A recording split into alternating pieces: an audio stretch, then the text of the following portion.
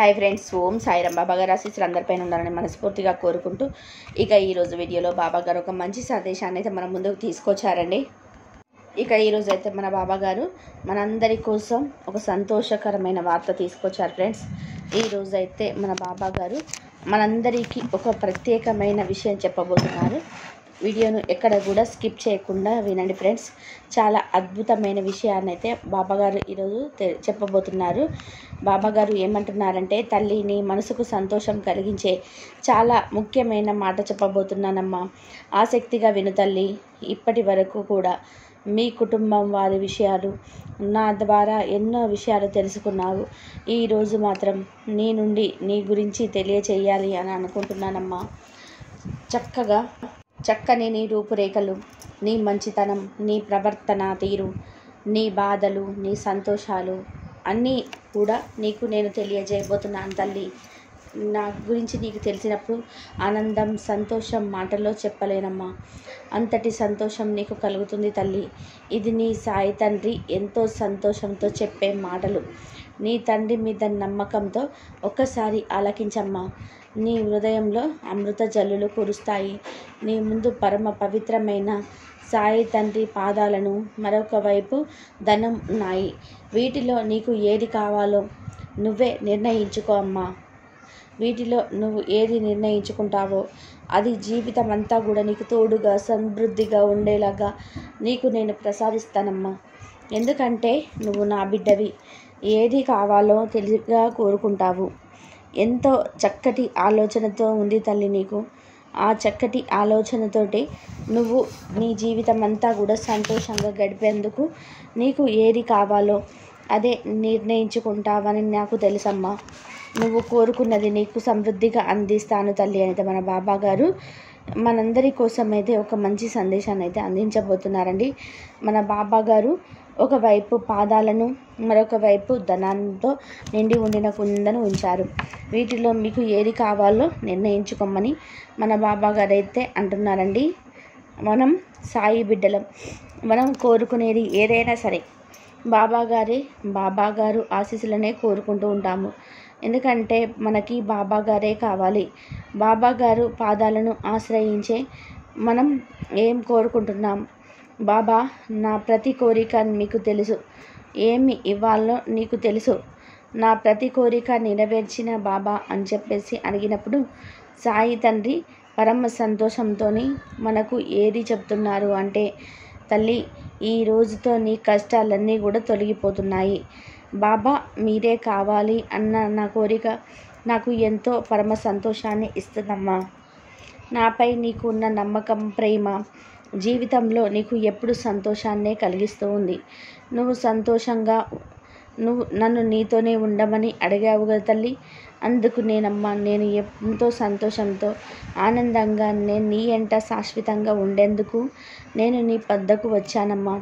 తల్లి, నేను నీ వద్దకు వస్తే తెలుసు కదా, నీ ఇల్లు ద్వారకామాయిలా మారుతుంది. నీ మనసు నా సన్నిధిలా ప్రశాంతంగా ఉంటుంది. తల్లి, నీ హృదయం ఎప్పుడు ప్రశాంతంగా ఉంటుందో ఒక చిన్న కథ ద్వారా నీకు అర్థమయ్యేలా చెప్తాను. నా మీద నమ్మకంతో, భక్తితో విను తల్లి అంటే మన బాబాగారు అంటున్నారండి. బాబాగారు మనతో ఉంటే మనం ఎలా సంతోషంగా ఉంటామో, సాయి తండ్రి మనతో ఉంటే మనం కోరికలు ఎలా నెరవేరుతాయో బాబాగారు చెప్పే ఈ కథ ద్వారానైతే తెలుసుకొని అందులోని పరమార్థం ఏంటో తెలుసుకుందాం ఫ్రెండ్స్.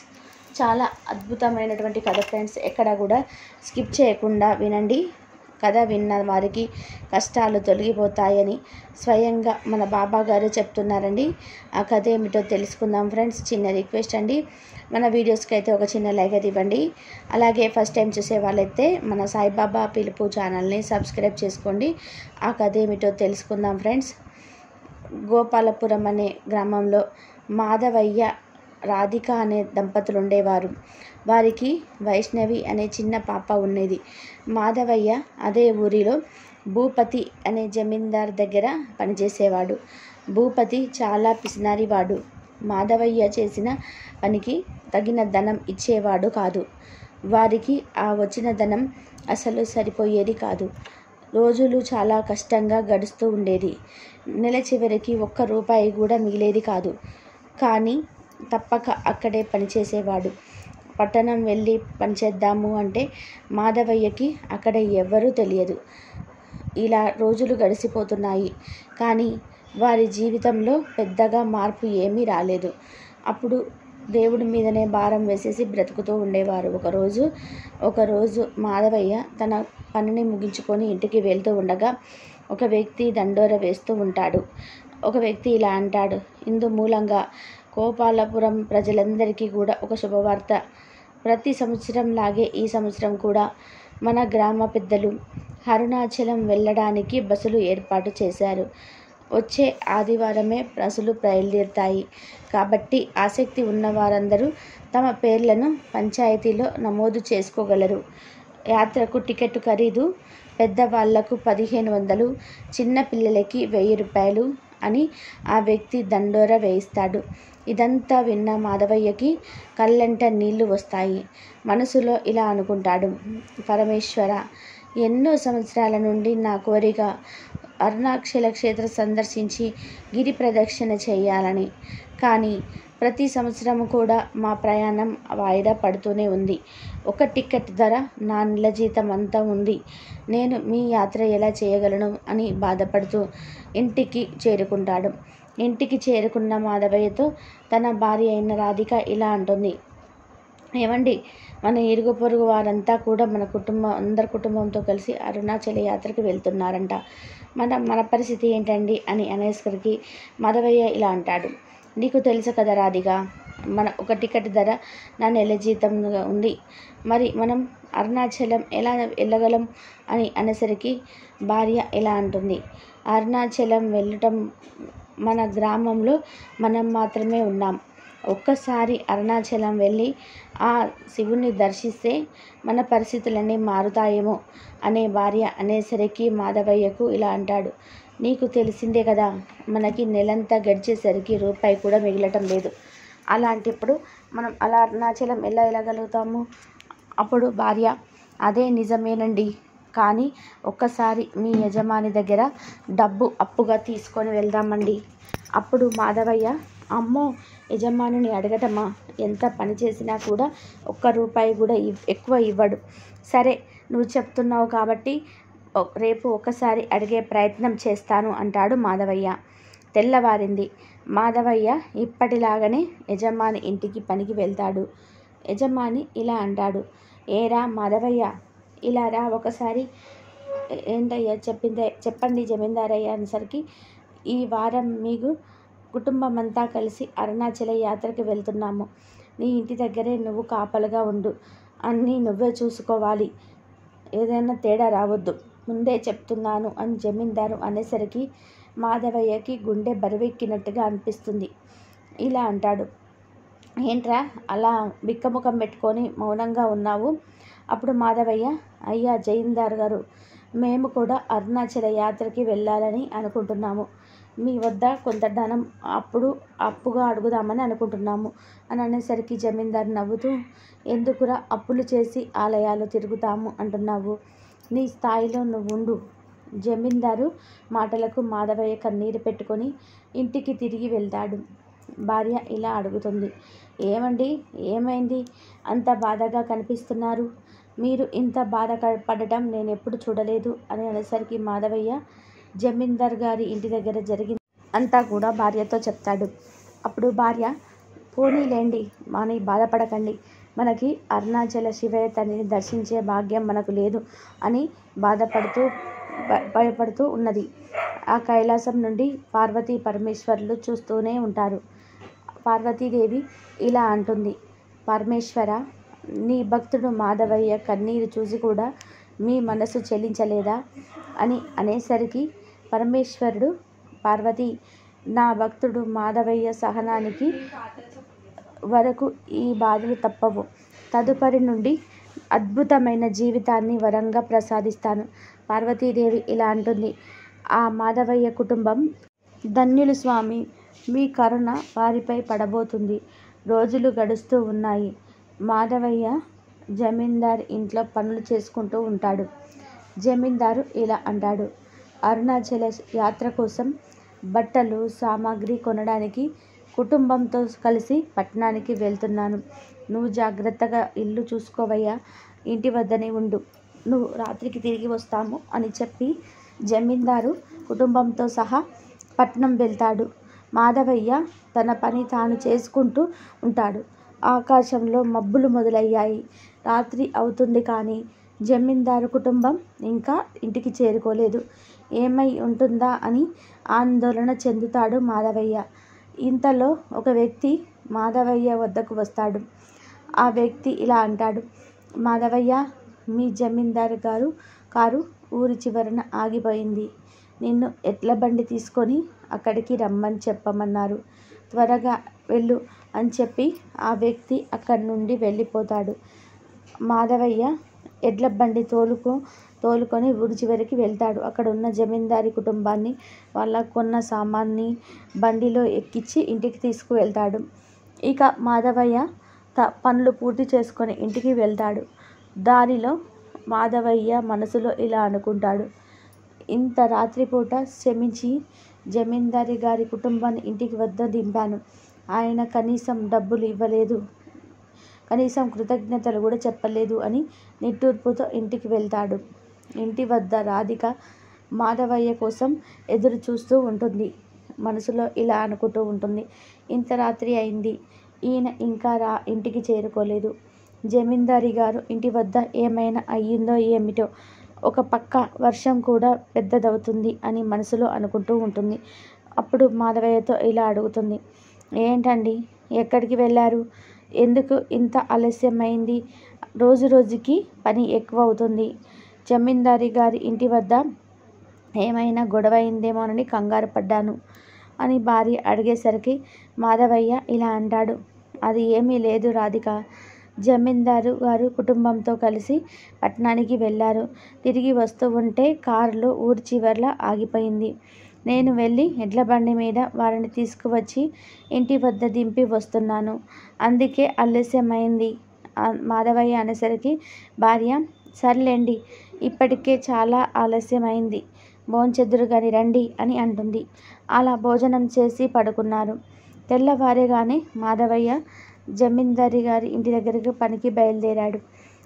దారిలో ఊరంతా కూడా కోలాహలంగా ఉంది. అందరూ కూడా అరుణాచల యాత్రకి ప్రయాణమయ్యారు. జమీందారు కుటుంబం కూడా బస్సు వద్దకు బయలుదేరడానికి సిద్ధంగా ఉంటుంది. ఇదంతా చూసిన మాధవయ్య లోపల బాధపడుతూ ఉంటాడు. జమీందారు గారు ఇలా అంటాడు, మాధవయ్య, బస్సులు బయలుదేరే సమయమైంది, మేము అరుణాచలం వెళ్తున్నాము, ఇల్లు జాగ్రత్తగా చూసుకో అని చెప్పి వారు బయలుదేరిపోయారు. బస్సులన్నీ కూడా బయలుదేరిపోయాయి. చీకటి పడింది. మాధవయ్య బాధపడుతూ జమీందారీ గారి ఇంటి వద్ద కూర్చొని ఆలోచిస్తూ ఉంటాడు. అంతలో అటుగా వృద్ధ దంపతులు తడుస్తూ వస్తూ ఉంటారు. వారు మాధవయ్య దగ్గరికి వచ్చి ఆగుతారు. ఇలా అంటారు, బాబు, మేము అరుణాచల యాత్రకి పాదయాత్ర మీద వెళ్తున్నాము. అకస్మాత్తుగా ఈ వర్షం వల్ల మా ప్రయాణం ఆలస్యమైనది. కాబట్టి మాకు ఉండడానికి ఏమైనా ఏర్పాటు చేయగలవా? అలాగే తినడానికి ఏమైనా ఏర్పాటు చేయగలవా? ఇక నడిచే ఓపిక మాకు లేదు అని అనేసరికి మాధవయ్య ఇలా అంటాడు, అయ్యా, ఇది మా ఇల్లు కాదు, ఇది మా జమీందారీ గారి ఇల్లు. వారు అరుణాచల యాత్రకు వెళ్ళారు. నేను రాత్రంతా కూడా ఇక్కడ కాపలాగా ఉండాలి. ప్రస్తుతం నా వద్ద తినడానికి ఏమీ లేదు. మా ఇల్లు ఇక్కడికి దగ్గరే. మీకు అభ్యంతరం లేదు అంటే మిమ్మల్ని మా ఇంటి వద్ద దింపుతాను. మా భార్య అయిన రాధికకు చెప్పి మీకు భోజనం అలాగే వండడానికి ఏర్పాట్లు చేయిస్తాను. అదే నేను జమీందారు ఇంటికాంచి వచ్చేస్తాను. రాత్రంతా ఇక్కడ కాపలాగా ఉండాలి. పెద్ద ఆవిడ ఇలా అంటుంది, బాబు, మేము ఎవరో మీకు తెలియదు, కానీ నువ్వు మాకు సహాయం చేస్తున్నావు. ఆ పరమేశ్వరుడు చల్లగా చూడాలి. దారిలో మేము చాలామందిని సహాయం అడిగాము, కానీ ఎవరు మాకు సహాయం చేయలేదు. మీకు ధన్యవాదాలు. మేము మీ ఇంట్లో బస చేస్తాము అని పెద్ద ఆవిడ అంటుంది. అప్పుడు మాధవయ్య, రండి మా ఇంటికి వెళ్దాము అని అంటాడు. ఇంతలో పెద్ద ఆవిడ, ఏంటయ్యా, ఊరంతా కూడా ఖాళీగా ఉంది, ఒక్క మనిషి కూడా కనిపించటం లేదు, అన్ని ఇల్లులు తాళాలు వేసి ఉన్నాయి. అప్పుడు మాధవయ్య, దాని గురించి తలుచుకుంటూ ప్రతి సంవత్సరం కూడా బాధపడుతూ ఉంటాను అనేసరికి ఆ పెద్దాయన, ఏమైంది మాధవయ్య, అంత అలా బాధపడడానికి కారణం ఏమిటి అని అనేసరికి మాధవయ్య, ప్రతి సంవత్సరము కూడా మా ఊరి నుండి అరుణాచలం వెళ్ళడానికి బస్సు బయలుదేరుతుంది. ఊర్లో వాళ్ళందరూ కూడా అరుణాచలం వెళ్ళారు. అందుకు మేము ఊరంతా కూడా ఖాళీగా ఉంది. అప్పుడు పెద్దాయన, మరి మీరు ఎందుకు వెళ్ళలేదు అని అనేసరికి మాధవయ్య, ప్రతి సంవత్సరం కూడా మేము కూడా వెళ్ళాలని అనుకుంటాము. కానీ ప్రతిసారి మా జీతం సరిపోక, పరిస్థితులన్నీ కూడా అనుకూలించక అరుణాచలం వెళ్ళడానికి కుదరటం లేదు. ఈసారి కూడా మా జమీందారి గారిని అప్పుగా డబ్బులు అడిగాను. కానీ ఆయన హేళనగా అప్పు చేసి గుడికి వెళ్ళాలా అన్నారు.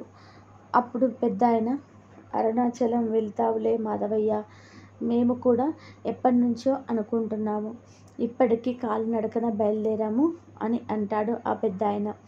అలా మాట్లాడుకుంటూ ఇంటికి చేరుకుంటారు. మాధవయ్య భార్య రాధికకు విషయం చెప్పి వంట చేయిస్తాడు. రాధిక వంట చేసి వృద్ధ దంపతులకు భోజనాలు వడ్డిస్తుంది. వారు సంతృప్తిగా భోజనం చేస్తారు. మాధవయ్య వారిని నిద్రపోవడానికి ఏర్పాట్లు చేసి మాధవయ్య తిరిగి జమీందారు ఇంటికి బయలుదేరుతాడు. వెళ్తూ వెళ్తూ మాధవయ్య మనసులో ఇలా ఆలోచిస్తూ ఉంటాడు. ఈ పాటికి బస్సులు అరుణాచలం చేరుకుంటూ ఉంటాయి. అయ్యో, వర్షం ఎక్కువగా ఉంది. వారందరి ప్రయాణం ఎలా ఉందో ఏమిటో పరమేశ్వర, వారందరూ జాగ్రత్తగా వెళ్ళి జాగ్రత్తగా వచ్చేలా చూడు స్వామి అని మనసులో అనుకుంటాడు. అప్పుడు కైలాసం నుంచి పార్వతీ పరమేశ్వరులతో ఇలా అంటుంది. స్వామి తమ భక్తుని చూశారా, తాను వెళ్ళకపోయినా వెళ్ళిన వారు క్షేమంగా రావాలి అని కోరుకుంటారు. అప్పుడు పరమేశ్వరుడు, అదే పార్వతి, మాధవయ్యలో నాకు నచ్చే మంచితనం, తన అమాయకత్వం అనేసరికి పార్వతీమాత ఇలా అంటుంది. స్వామి తమ భక్తుడు అరుణాచలం వెళ్ళాలి అంటే ఇంకా ఎన్ని పరీక్షలు ఎదుర్కోవాలి? అప్పుడు పరమేశ్వరుడు ఇలా అంటాడు. ఇంకా ముందు ముందు అసలైన పరీక్షలు ఉన్నాయి మాధవయ్యకు అని పరమేశ్వరుడు అంటాడు. ఇంతలో మాధవయ్య జమీందారు ఇంటికి చేరుకుంటాడు. కానీ జమీందారు ఇంట్లో అప్పటికే దొంగలు దొంగతనం చేసి వెళ్ళిపోతారు. కానీ ఈ విషయం మాధవయ్యకు తెలియదు.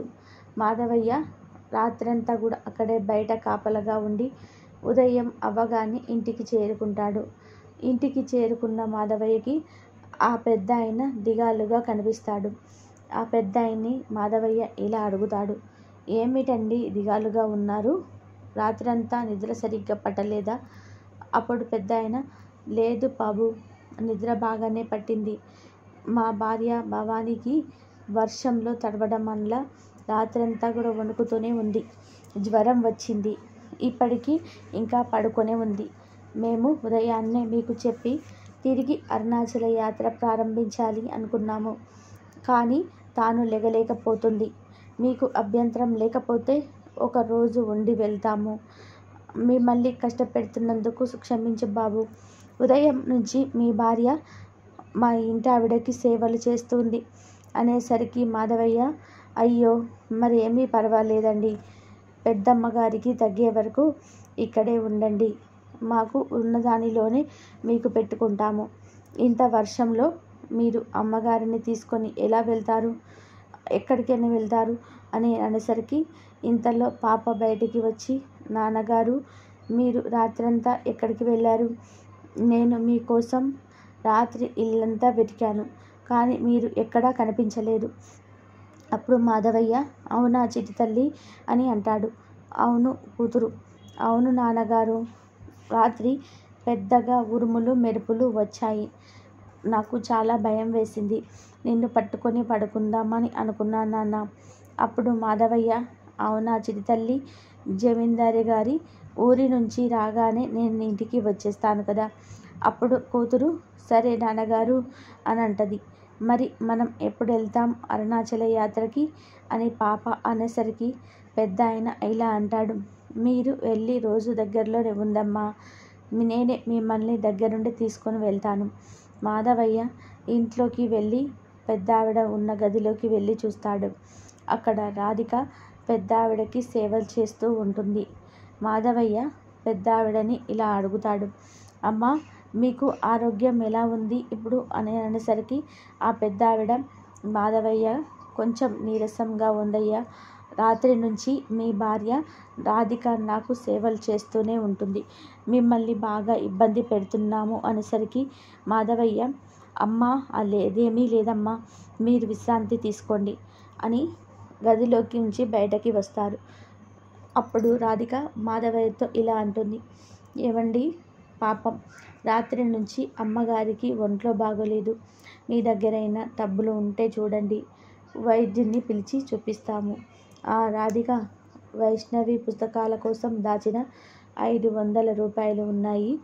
వాటితో ప్రస్తుతం వైద్యుని తీసుకొచ్చి వైద్యం చేపిద్దాము. అప్పుడు భార్య, సరే అయితే మీరు త్వరగా వైద్యుని తీసుకొని రండి, ఆలస్యం చేయకండి అని అంటుంది. అప్పుడు మాధవయ్య పక్క ఊరిలో ఉన్న వైద్యుని తీసుకొని వస్తారు.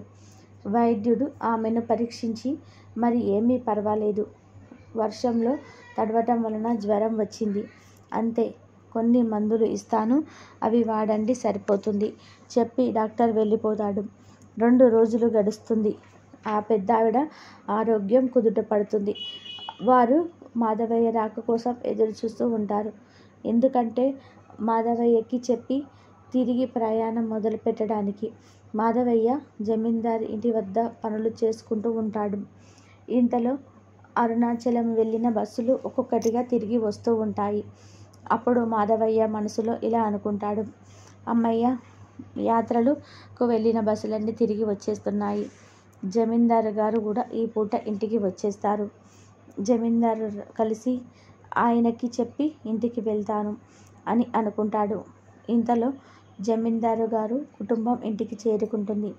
మాధవయ్య జమీందారు గారితో ఇలా అంటాడు, జమీందారు గారు, ప్రయాణం అలాగే దర్శనం ఎలా జరిగింది అంటాడు. అప్పుడు జమీందారు గారు, బాగానే జరిగిందిలే అంటాడు. మాధవయ్య, సరే అయ్యగారు, రాత్రంతా ఇక్కడే పనులని చేసి అలసిపోయాను.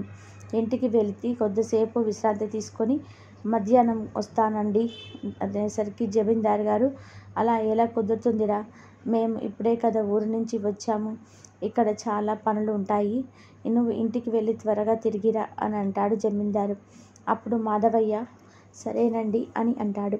ఇంతలో జమీందారు లోపలికి వెళ్ళి పెద్దగా అరుస్తాడు, ఒరేయ్ మాధవయ్య, ఎక్కడున్నావు, ఇలా త్వరగా రా, లోపలికి రా అని అనేసరికి మాధవయ్య, బాబోయ్, జమీందారు గారు అరుస్తూ నన్ను పిలుస్తున్నారేమిటి అని లోపలికి వెళ్తాడు.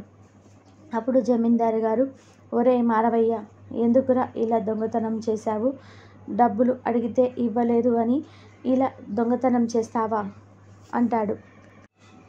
దొంగతనం అయ్యగారు, అయ్యా, నాకేమీ తెలియదు, దొంగతనం జరిగిన విషయం కూడా నాకు తెలియదు, మీరు వేసిన తాళం వేసినట్లే ఉంది కదా.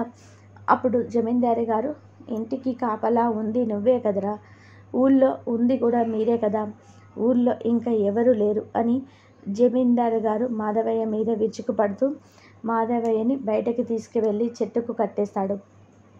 జమీందారు, ఇప్పటికైనా నిజం చెప్పు, ఊళ్ళో అందరికీ తెలిసేలోపు అనేసరికి మాధవయ్య, అయ్యా, నాకు ఏమీ తెలియదు, నేను ఉండగా ఇంటికి ఎవరూ రాలేదు అని అనేసరికి జమీందారు గారు కోపంతో మాధవయ్యను కొడతాడు.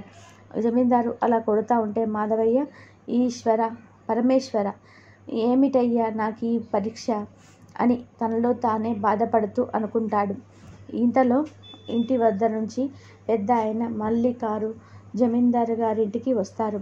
జమీందారు గారి ఇంటికి చేరుకున్న మాధవయ్య గారు జమీందారు మాధవయ్యను కొట్టడం చూసి కోపంగా అతని వద్దకు వెళ్తారు. జమీందారు ఇలా అడుగుతాడు, ఎందుకు కొడుతున్నారు మరీ దారుణంగా మాధవయ్యను అని అడిగేసరికి జమీందారు గారు, దొంగతనం చేసి ఇంట్లో వస్తువులన్నీ పట్టుకుపోతే కొట్టకుండా ఏం చేస్తారు, ఇంతకీ మీరెవరు, ఈ ఊర్లో ఎప్పుడు మిమ్మల్ని చూడలేదే, అసలు మీరు మాధవయ్యకి ఏమవుతారు, మీకు కూడా ఈ దొంగతనంలో భాగం ఉందా. ఈలోగా మాధవయ్య, మల్లయ్య గారు, అసలు నాకు ఏమీ తెలియదండి, దొంగతనం జరిగిన విషయం కూడా నాకు తెలియదు, నేను చెప్తూ ఉంటే జమీందారు గారు నన్ను నమ్మడం లేదు అని మాధవయ్య బాధపడుతూ చెప్తాడు. అప్పుడు మల్లయ్య గారు కోపంతో జమీందారు గారిని, ఏం మాట్లాడుతున్నారండి? దొంగతనం మాధవయ్య చేశారు అని నువ్వు ఎలా అనుకుంటావు? నువ్వే దొంగతనం చేశాడు అని నువ్వు రుజువు చేయగలవా? నేరం రుజువు కాకుండా నువ్వు ఎలా శిక్ష వేస్తావు? అలా చేయకూడదు అని నీకు తెలియదా? చూస్తూ ఉంటే పెద్ద మనిషిలాగా ఉన్నావు అలా అంటూ ఉండగా ఇంతలో ఆ ఊర్లో ప్రజలందరూ కూడా అక్కడికి చేరుకుంటారు. అక్కడికి వచ్చిన గ్రామ పెద్ద ఇలా అంటాడు, జమీందారు గారు, నేరం రుజువు కాకుండా మాధవయ్యను ఎందుకు చెట్టు కట్టేసి కొడుతున్నారు? ఇలా చేయటం కూడా నేరమే. నేను మాధవయ్య ఇంటికి మనుషులకు పంపించి సోదా చేయిస్తాము. మీ ఇంట్లో ఏమేమి పోయాయి? అప్పుడు జమీందారు గారు, అయ్యా గ్రామ పెద్దగారు, మా ఇంటికి మాధవయ్య మాత్రమే కాపలాగా ఉన్నాడు. అలాగే ఊరిలో కూడా మాధవయ్య కుటుంబం మాత్రమే ఉంది. మరి ఇంకా ఎవరు చేశారు అని అనుకుంటావు అండి? సరే, ఇప్పుడు మా ఇంట్లో డబ్బు బంగారము పోయాయి అనేసరికి ఆ ఊరి పెద్ద, సరే ఇప్పుడే మనిషిని పంపిస్తున్నాను, మాధవయ్య ఇంటిని సోదా చేయిస్తాను అని చెప్పి ఒక మనిషిని పంపిస్తాడు. ఊరి పెద్ద ఇలా అంటాడు, జమీందారు గారు, మాధవయ్య మీ ఇంటికి కాపలాగా ఉన్నాడు అంటే 24 గంటలు ఇక్కడే ఉండలేడు కదా, ఆయన కూడా కుటుంబం ఉంది కదా. ఒకవేళ మీరు చెప్పినట్టుగా అంత పెద్ద మొత్తంలో దొంగతనం జరిగి ఉంటే ఈ పాటికే ఊరు విడిచి వెళ్ళిపోయేవారు కదా. ఒకవేళ మీరు చెప్పినట్టుగానే దొంగతనం చేసినట్లుగా రుజువుగా అయితే గనక మాధవయ్యను గ్రామ బహిష్కరణ చేసి ఎక్కడా పని దొరకకుండా చేస్తాము అని అనేసరికి పెద్ద ఆయన ఇలా అంటాడు, ఒకవేళ దొంగతనం వేరే వారు చేశారు అని రుజువైతే దెబ్బలు తిన్న మాధవయ్యకి ఎటువంటి న్యాయం చేస్తారు అని అడుగుతాడు. ఆయనకి పరిహారంగా ఏమి ఇస్తారు అని మల్లయ్య గారు అడిగేసరికి జమీందారు గారు కంగారు పడతాడు. ఊరి పెద్ద, అదే గనక నిజమైతే అకారణంగా దెబ్బలు తిన్న మాధవయ్యకు జమీందారు గారి ఇంట్లో దొంగిలించబడిన సొమ్ము దొరికితే అందులో సగభాగం మాధవయ్యకి ఇప్పిస్తాను. ఇదే గ్రామ పెద్దగా నా తీర్పు. అలాగే మాధవయ్యకు దెబ్బలు తగ్గే వరకు సెలవులు ఇప్పిస్తాను అని ఆ ఊరి పెద్ద అంటాడు. ఇంతలో ఇంటిని సోదా చేయడానికి వెళ్ళిన వ్యక్తి మాధవయ్య ఇంటికి చేరుకుంటాడు. ఇంట్లో నుంచి రాధిక బయటకు వస్తుంది. ఎవరండి మీరు? ఎవరు కావాలి మీకు? నేను మీ ఇంటిని సోదా చేయడానికి వచ్చాను. నన్ను గ్రామ పెద్దగారు పంపారు. రాధిక ఇలా అంటుంది. మా ఇంటిని సోదా చేయడం ఏంటి? అసలు ఏమైంది? అప్పుడు ఆ వ్యక్తి ఇలా అంటాడు, మాధవయ్య జమీందారు గారి ఇంట్లో డబ్బు బంగారం దొంగలించాడు అని జమీందారు గారు చెట్టుకు కట్టేశారు. అందుకే గ్రామ పెద్దగారు ఇంటిని సోదా చేసి రమ్మన్నారు. రాధిక ఇలా అనుకుంటుంది, అవునా పరమేశ్వర, ఏమిటి మాకు ఈ కష్టాలు? ఆయన అలాంటి వారు కాదు అని మీకు తెలుసు కదా స్వామి, అయినా మాకు ఎందుకు ఈ పరీక్షలు అని బాధపడుతూ మనసులో అనుకుంటూ ఉంటుంది. సోదా చేయడానికి వచ్చిన వ్యక్తి ఇంటిలోకి వెళ్ళి సోదా చేస్తాడు. అన్ని గదులు తిరిగి క్షుణ్ణంగా సోదం చేస్తాడు. వచ్చిన అతను మళ్ళీ తిరిగి జమీందార్ ఇంటికి వెళ్తాడు. వెంటనే రాధిక కూడా బయలుదేరుతుంది. తర్వాత ఆ ఊరి పెద్ద జమీందార్ గారిని నేరం రుజువు కాకుండా ఇలా శిక్షించడం తప్పు. ముందు మాధవయ్య కట్లు ఇప్పండి అంటాడు ఊరు పెద్ద. ఇంతలో సోదా చేసిన వ్యక్తి రాధిక ఇద్దరు కూడా అక్కడికి చేరుకుంటారు. సోదా చేసిన వ్యక్తి మాధవయ్య ఇంట్లో ఎటువంటి బంగారము డబ్బులు దొరకలేవని అని చెప్తాడు. అప్పుడు ఊరి పెద్ద, సరే వారం రోజులలో దొంగతనం చేసిన వ్యక్తిని డబ్బు ధనాన్ని కనిపెడదాము, ఇంకా మాధవయ్యను ఇంటికి తీసుకొని వెళ్ళండి అని అంటాడు గ్రామాధికారి. అప్పుడు మల్లయ్య గారు రాధిక మాధవని తీసుకొని ఇంటికి తీసుకొని వెళ్ళిపోతారు. రాధిక ఇలా అంటుంది, ఏంటండి ఇదంతా? అసలు ఆ దొంగతనం మీరే చేశారు అని జమీందారు గారు ఎలా అనుకుంటున్నారు? మాధవయ్య ఎలా అంటాడు, ఏమో రాధిక, అంతా మన తలరాత. ఇంతలో మల్లయ్య గారు, బాబు మంచికి రోజులు లేవు, డబ్బు ఎలా ఎవరి చేతిలో ఉందో వారిదే పై చేలా ఉంది. అమ్మ రాధిక, నువ్వు కంగారు పడకు, దొంగతనం ఎవరు చేశారో నేను కనిపెడతాను. నా వంతు నేను సహాయం చేస్తాను. మేము ఈ ఊరికి చేరుకునే సమయంలో ఒక దొంగ ముఠ అయితే మమ్మల్ని ఆపి డబ్బులు అడిగారు, మమ్మల్ని బెదిరించారు. కానీ మా దగ్గర డబ్బులు లేకపోవడంతో మమ్మల్ని పక్కకు గెంటేశారు. వారి స్థావరం అక్కడే ఉండి ఉంటుంది అని అంటూ మల్లయ్య గారు, మాధవయ్య, రాధిక ఇంటికి చేరుకుంటారు. పాప తండ్రిని చూసి, ఏమిటి నాన్నగారు ఈ దెబ్బలు? మీకు చాలా దెబ్బలు తగిలాయి. మీ దెబ్బలు చూస్తూ ఉంటే నాకు ఏడుపు వస్తుంది అని అంటుంది. అప్పుడు మాధవయ్య, ఏమీ లేదులే చిట్టి తల్లి, దారిలో వస్తూ ఉంటే జారి పడిపోయాను అని అంటాడు. ఆ పాప, అవునా నాన్న, చాలా రక్తం వస్తుంది, మీకు నేను మందు రాస్తాను, తగ్గిపోతుంది అని అంటుంది పాప. తర్వాత రోజు ఉదయాన్నే మల్లయ్య గారు మాధవయ్య స్నేహితుడైన సత్యాన్ని తీసుకొని దొంగలు ముఠ ఎదుర్కొంటూ వెతుకు వెళ్తారు. మల్లయ్య గారు, ఇక్కడ పాడుబడిన భవనం ఉంది, అక్కడే దొంగల మమ్మల్ని అడ్డగించారు, అక్కడికి వెళ్తారు. దూరంగా ఒక దొంగ ఒక మూటను మోసుకుంటూ వెళ్తాడు. వెనకాలే చాటుగా మల్లయ్య, సత్యం కూడా వెళ్తారు. ఆ దొంగ ఒక గుయ్యని తవ్వి తెచ్చిన మూటను అందులో పెడతాడు. అదంతా చూసిన మల్లయ్య, సత్యం గారు ఆ దొంగ అక్కడి నుంచి వెళ్ళిన తర్వాత అక్కడ అంతా వెతుకుతారు. దొంగ పాతిపెట్టిన చోట సత్యం తవ్వుతాడు. ఆ గోతి నుంచి కొన్ని మూటలను తీస్తాడు. సత్యం ఇలా అంటాడు, మల్లయ్య గారు, మనం అదృష్టం బాగుందండి, తక్కువ సమయంలోనే దొంగ దొంగిలించిన సొమ్మంతా దొరికింది. అతి తొందరలోనే నా మిత్రుడు కష్టాలు తొలగిపోతాయి.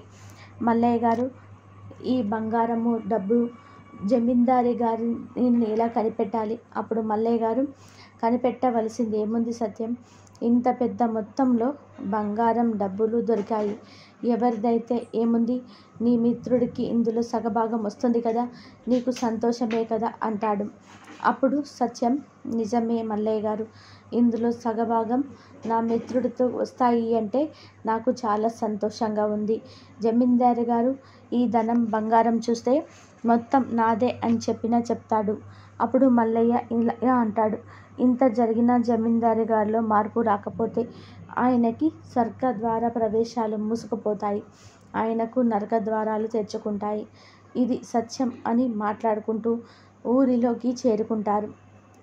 గ్రామ పెద్దల వద్దకు వెళ్ళి మూటల్ని చూపించేసి మాధవయ్యకి న్యాయం చేయమని అడుగుతారు. అప్పుడు గ్రామ పెద్ద, సరే, తప్పకుండా న్యాయం చేస్తాను, ఇప్పుడే జమీందారు గారి ఇంటికి వెళ్ళి న్యాయ విచారణ చేసి న్యాయం చేస్తాను. అప్పుడు మల్లయ్య గారు, ఇందులో ఎంతవరకు బంగారం డబ్బులు జమీందారు గారికి ముందు తేల్చండి అని అనేసరికి ఊరి పెద్ద, సరే మల్లయ్య గారు అని అంటాడు. అలా మాట్లాడుకుంటూ ఉంటే జమీందారు గారి ఇంటికి చేరుకుంటారు. గ్రామ పెద్ద మాధవయ్య కుటుంబాన్ని, ఊరు ప్రజానీకాన్ని పంచాయతీకి పిలుస్తారు. అప్పుడు గ్రామ పెద్ద, మల్లయ్య గారు, మీరు ఆ మూటలను జమీందారు గారి ముందు పెట్టండి. మల్లయ్య గారు ఆ మూటలను జమీందారు ముందు పెడతారు. అప్పుడు గ్రామ పెద్ద, జమీందారు గారు, ఇందులో మీ ధనం బంగారం ఎంతో చెప్పగలరా? ఆ రోజు ఎంత పెద్ద మొత్తంలో దొంగతనం జరిగింది అని గ్రామ పెద్ద అడిగేసరికి జమీందారు గారు మనసులో ఇలా అనుకుంటూ ఉంటాడు, ఇన్నాళ్ళు అక్రమంగా సంపాదించిన పర్వాలేదు, దేవుడు గుడికి వెళ్తే సరిపోతుంది అని అనుకునేవాణ్ణి. కానీ ఈ బంగారం ధనం పోవటం వలన ఈ 2 రోజులు నిద్ర లేని రాత్రులు గడిపాను. ఒక్కరోజు కూడా సంతోషంగా లేను. మాధవయ్య లాంటి వారి దగ్గర శ్రమ దోపిడీకి పాల్పడి చాలా తప్పులు చేశాను. ఇప్పుడు దేవుడు కూడా మాధవయ్య పక్షానే ఉన్నట్టున్నాడు. ఇక నుంచి అయినా కూడా నేను మంచిగా మారాలి అని అనుకుంటూ గ్రామ పెద్ద అడిగిన ప్రశ్నకు జవాబు చెప్తాడు జమీందారు. గ్రామ పెద్దగారు, ఇక్కడ ఉన్నదంతా కూడా నాది కాదు, అంత పెద్ద మొత్తం నాది పోలేదు, ఆ మూట విప్పించండి, నా బంగారం ధనం ఎంత ఉందో చెప్తాను అనేసరికి గ్రామ పెద్ద, ఆ మూటలు విప్పండి అని అంటారు. ఆ మూట ఇప్పేసరికి అది చూసిన వారంతా ఆశ్చర్యపోతారు. అందులో చాలా విలువైన వజ్రాలు, బంగారం ఉంటాయి. అప్పుడు గ్రామ పెద్ద, మీరు ప్రమాణం చేసి మీ ధనం మీ బంగారం ఏదో చెప్పండి అని అంటాడు. జమీందారు గారు తన ఇంట్లో పోయిన ధనాన్ని, బంగారాన్ని గుర్తుపడతాడు. గ్రామ పెద్దగారు, ఈ మూటలో ఉన్నవి మాత్రమే నాయి, మిగతా వాటికి నాకు ఏ సంబంధం లేదు. అప్పుడు గ్రామ పెద్ద, సరే అయితే ముందుగా అనుకున్నట్టుగానే ఇందులో సగభాగం మాధవయ్యకి ఇవ్వండి అని అంటాడు. అప్పుడు వెంటనే సత్యం, మరి మిగిలిన బంగారం నగదు ఏం చేస్తారు అని అడుగుతారు. అప్పుడు గ్రామ పెద్ద, అంత నిజాయితీగా ఆ మూటలు ముందు ఉంచినందుకు మల్లయ్య గారు ఏమి చెప్తే అది చేద్దాం. ఆయన వయసుకి గౌరవించినట్లు ఉంటుంది అని అంటాడు. అప్పుడు మల్లయ్య గారు, నా వయసుకి గౌరవించినందుకు ధన్యవాదాలు. ఆ మూటలలోని బంగారం నాది. ఎవరైనా ముందుకు వస్తే రుజువు ఇప్పించి వారికి ఇప్పించండి. ఎవరు ముందుకు రాకపోతే దైవ కార్యక్రమానికి కాకుండా మీ గ్రామంలో ఉన్న పేదవారికి సహాయం చేసి వారిని సాటి మనుషుల్లాగా ఆదుకోండి అంటాడు మల్లయ్య. అప్పుడు గ్రామ పెద్ద, చాలా మంచి సలహా ఇచ్చారు మల్లయ్య గారు అనే గ్రామ పెద్ద అంటాడు. మల్లయ్య, ఇంకొక చిన్న విన్నపం అండి. ప్రతి సంవత్సరం కూడా మాధవయ్య లాంటి వారిని కూడా అరుణాచల యాత్రకు తీసుకువెళ్ళండి. అప్పుడు జమీందారు గారు, అవును, మీరు చెప్పింది నిజమే. మాధవయ్య లాంటి వారిని కూడా అరుణాచల యాత్రకి తీసుకొని వెళ్దాం అని జమీందారు గారు బంగారం డబ్బులు సగభాగం మాధవయ్య దగ్గరికి వెళ్ళి మాధవయ్యకి ఇస్తారు. మాధవయ్య కూడా ఇలా అంటాడు, నన్ను క్షమించు మాధవయ్య, నిన్ను అకారణంగా శిక్షించాను. ఇందులో నీ తప్పు ఏమీ లేదు. నువ్వు కష్టాల్లో ఉన్నా పరులకి సహాయం చేసే గుణం కలవాడివి. అందుకే నీకు ఎప్పుడు మంచి జరుగుతుంది అంటాడు. అప్పుడు మాధవయ్య, పర్వాలేదు జమీందారు గారు, శివుడాజ్ఞ లేనిదే చీమైనా కుట్టదు అంటారు. నేను ఏదో తప్పు చేసి ఉంటాను, అందుకే అకారణంగా శిక్ష అనుభవించాను అని అంటాడు మాధవయ్య. ఇంతలో గ్రామ పెద్ద, విచారణ ముగిసింది. మాధవయ్య నిర్దోషి అని తేలింది. అలాగే అతనుకు రావాల్సిన సగభాగం ఇప్పించాము అని అంటాడు గ్రామ పెద్ద. మాధవయ్యకి వచ్చిన సగభాగంతో మల్లయ్య గారు, సత్యం, రాధిక నలుగురు ఇంటికి వస్తారు. మల్లయ్య మాధవయ్యను ఇలా అడుగుతారు, మాధవయ్య, నీకు సరైన న్యాయం జరిగిందా అని. అప్పుడు మాధవయ్య, మల్లయ్య గారు, న్యాయం సంగతి ఏమో కానీ 10 మందికి సహాయం చేసే సంపద రావటం అంతా పరమేశ్వరుడి భిక్ష. మీ ఇద్దరి కృషి వల్ల నేను ఈరోజు నిర్దోషిగా ఐశ్వర్యవంతుడిగా నిలిచాను అని అనేసరికి భార్య, అదేంటండి, మీరు పూర్తి సంతృప్తిగా లేరా? అప్పుడు మాధవయ్య, రాధిక, నువ్వు నేను మన చిట్టి తల్లి అరుణాచలం యాత్రకు వెళ్ళి గిరి ప్రదక్షిణ చేసి ఆ పరమేశ్వరుడి దర్శనం చేసి ఉంటేనే నాకు పూర్తి సంతృప్తిగా ఉంటుంది అని అనేసరికి మల్లయ్య నవ్వుతూ, మాధవయ్య, నీకు ధనలాభం వచ్చినా సరే ఏమీ మారలేదు, నువ్వు నీలానే ఉన్నావు అని అంటాడు. ఇంతలో సత్యం, అది మాధవయ్యకి జీవిత కాలం కోరిక మల్లయ్య గారు. రాధిక ఇలా అంటుంది, నిజం చెప్పారు సత్యం అన్నయ్య గారు అంటుంది. మల్లయ్య గారు ఇలా అంటాడు, ఇంకెందుకు ఆలస్యం, మేము ఎలాగూ రేపు తిరిగి అరుణాచల యాత్రకి పాదయాత్ర ప్రారంభిస్తాము కాబట్టి మాధవయ్య, మీరు కూడా మాతో వచ్చేయండి, మా వృద్ధ దంపతులకు తోడుగా ఉంటారు. అప్పుడు మాధవయ్య, అలాగే మల్లయ్య గారు, తప్పకుండా చేద్దాం. మీలాంటి వారికి నోట మాట ఊరికే రాదు, రేపే బయలుదేరదాం అంటాడు. అంతలో సత్యాన్ని మాధవయ్య అడుగుతాడు, సత్యం, నువ్వు కూడా మాతో పాటు అరుణాచల యాత్ర పాదయాత్ర రావచ్చు కదా? అప్పుడు సత్యం, మాధవయ్య, నాకు రావాలనే ఉంది, కానీ మా పిల్లలకు పరీక్షలు జరుగుతున్నాయి, అందుకే నేను రాలేకపోతున్నాను అంటాడు. అలా మాట్లాడుకుంటూ ఇంటికి చేరుకుంటారు. ఇంతలోని పాప చూసి, అమ్మ, నాన్నగారు చాలా సంతోషంగా ఉన్నారేంటి, నాకు ఏమైనా కొత్త బొమ్మలు కొన్నారా ఏమిటి అని అడుగుతుంది. అప్పుడు రాధిక, అవును చిట్టి తల్లి, మీ నాన్నగారు జీవితకాలం కోరిక రేపటి నుంచి తీరబోతుంది. అప్పుడు పాప, ఏమిటమ్మా, మనం అరుణాచల యాత్రకి వెళ్తున్నామా ఏంటి అని అడుగుతుంది. రాధిక, అవునమ్మా, రేపే మనం బయలుదేరుతున్నాము అంటుంది. పాప, నాకు చాలా సంతోషంగా ఉందమ్మా, అయితే నేను రేపు పొద్దుటే లేచిపోతాను. ఆ రోజు రాత్రి అందరూ కూడా సంతోషంగా పడుకుంటారు. తెల్లవారింది. మల్లయ్య గారు దంపతులు, మాధవయ్య దంపతులు అరుణాచల యాత్రకు పాదయాత్రకి సిద్ధమై ఆహార పదార్థాలు, బట్టలు, మూటలు కట్టుకొని బయలుదేరుతారు.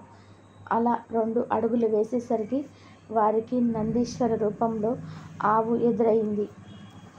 రాధిక ఇలా అంటుంది, మంచి శకునం ఎదురైంది.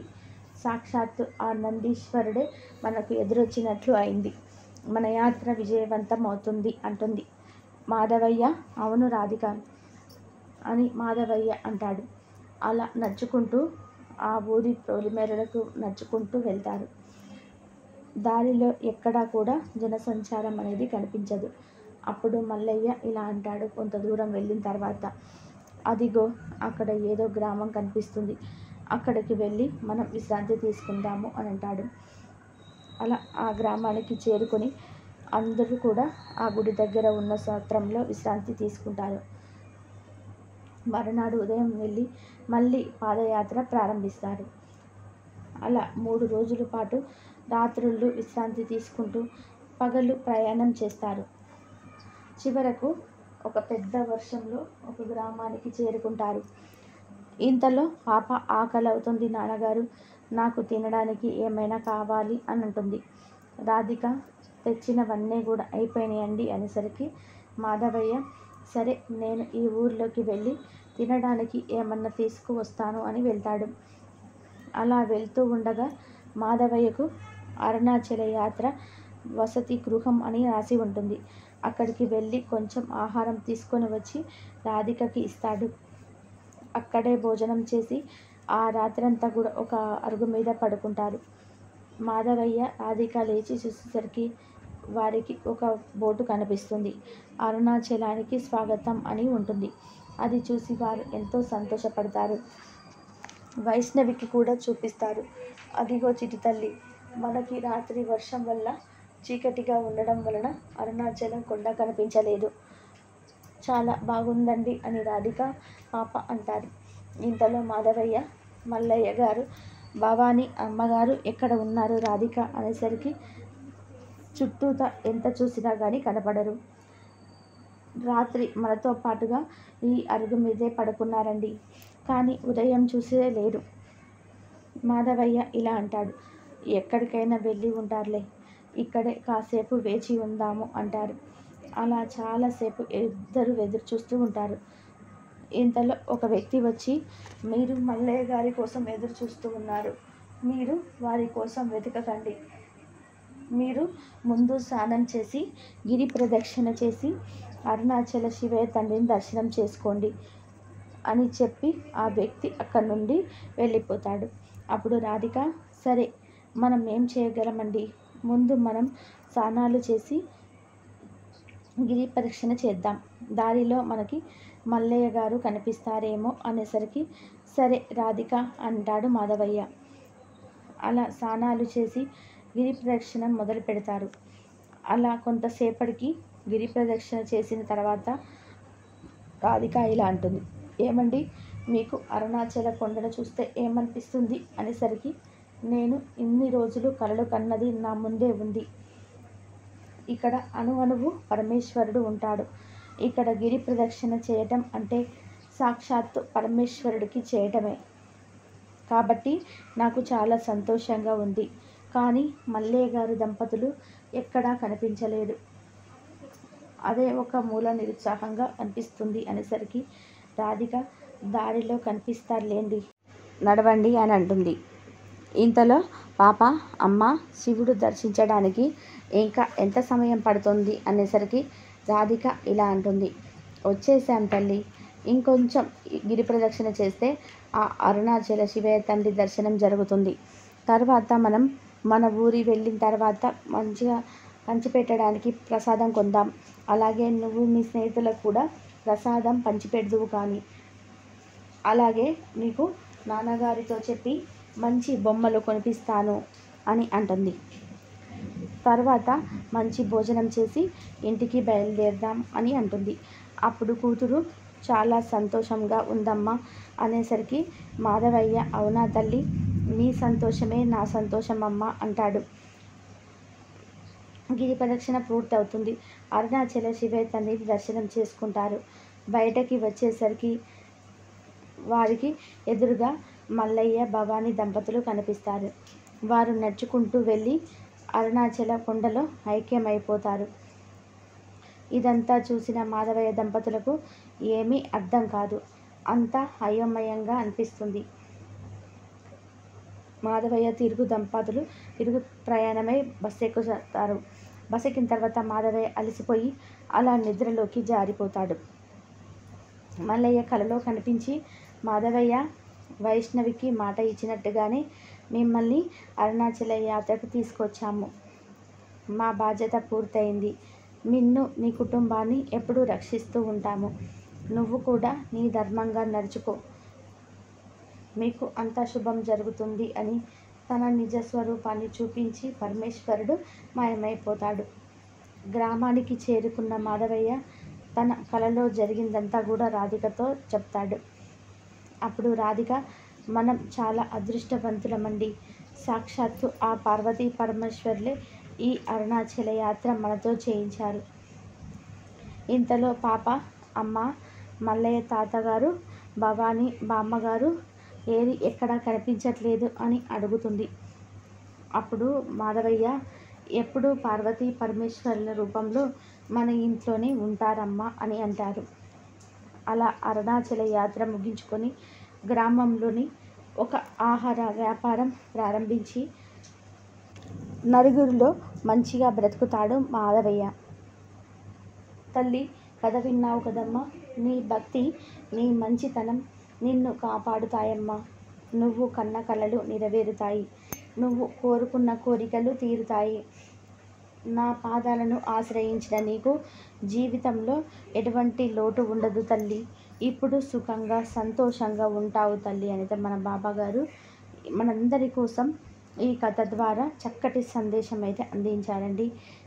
ఇంత అద్భుతమైన కథను అందించినందుకు బాబా గారికి కృతజ్ఞతలు చెప్పుకుంటూ ఈ వీడియోను ముగిస్తున్నానండి. మరి ఈ వీడియో మీ అందరికీ కూడా నచ్చింది అని చెప్పి అనుకుంటున్నాను ఫ్రెండ్స్. ఈ వీడియోకి అయితే చిన్న లైక్ అయితే ఇవ్వండి. అలాగే ఫస్ట్ టైం చూసే వాళ్ళైతే మన సాయిబాబా పిలుపు ఛానల్ని తప్పకుండా సబ్స్క్రైబ్ చేసుకొని సపోర్ట్ చేయండి ఫ్రెండ్స్. సర్వే జన సుఖినో భవంతు. సమస్తం సద్గురు సాయినాథ్ అర్పణమస్తు. శుభం భవతు. ఓం సాయిరామ్. బాబాగారి ఆశీస్సులు అందరిపైన ఉండాలని మనస్ఫూర్తిగా కోరుకుంటూ అందరూ బాగుండాలి, అందరిలో మనం ఉండాలి. ఓం సాయిరామ్. శ్రద్ధా సబూరి. బాబాగారు ఏది చెప్పినా మన మంచి కోసమే చెప్తారు. ఓం సాయిరామ్. శ్రద్ధా సబూరి.